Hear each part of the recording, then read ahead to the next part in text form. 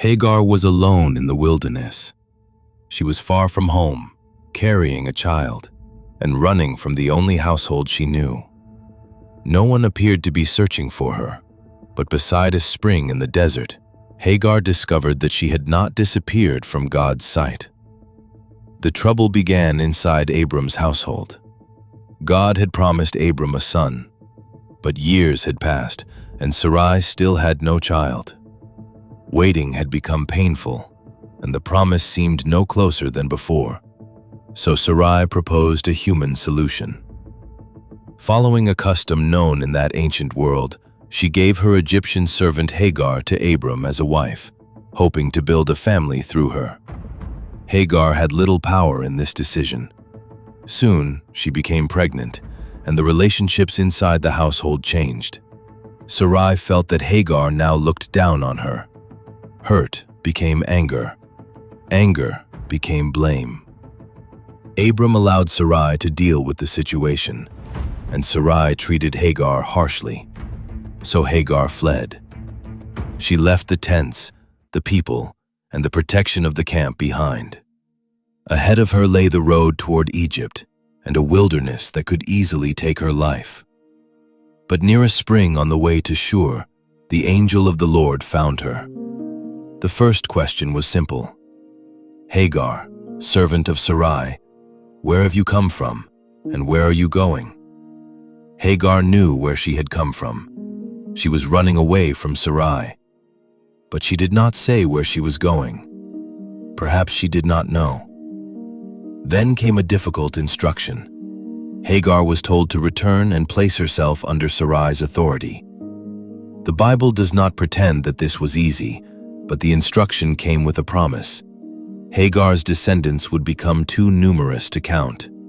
She would give birth to a son and name him Ishmael, meaning God hears, because the Lord had heard her suffering. The child would grow into a strong and independent man, and a people would come from him. Hagar had entered the desert as an overlooked servant.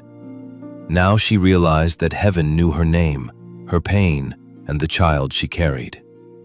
So Hagar gave God a remarkable name, El Roi, the God who sees me. She had seen the one who saw her, and she was still alive. The well near that place became known as Bir Lahai Roi, the well of the living one who sees me. Hagar returned. In time, she gave birth, and Abram named the boy Ishmael. But this family struggle was not over. Years later, after Sarah gave birth to Isaac, tension returned during the celebration of Isaac's growth. Sarah saw Ishmael behaving in a way that deeply troubled her, and she demanded that Hagar and her son be sent away. The request distressed Abraham. Ishmael was his son too.